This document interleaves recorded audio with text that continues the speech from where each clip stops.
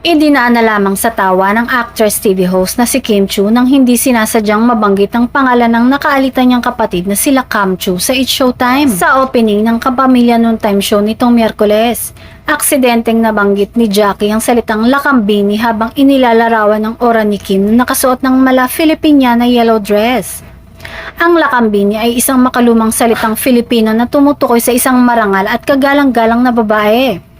Si Kim mismo ang nagbasa ng opening spiel ng programa, kung saan tampok ang umano'y pagpapalit ng branding ng It's Showtime ngayong 2026.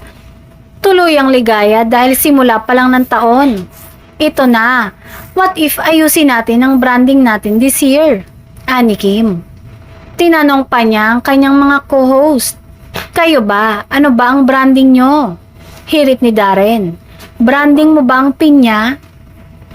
Ito ay dahil sa kulay pinyang kasuotan ni Kim. Buwelta ng aktres. Hindi, ang branding ko a-attend ako ng SONA. Dito na sumingit si Jackie at sinabing, isa kang lakambini. Ngunit saglit na napahinto ang aktres nang mapagtantong may ibang kahulugan para sa kanyang salitang lakambini. Parang mali yun, natatawang sabi ni Kim. Dito na humagalpak sa tawa ang katabi niyang co-host na sina Darren at Ami habang bakas din sa mukha ni Jackie ang pagkabigla sa kanyang nasabi.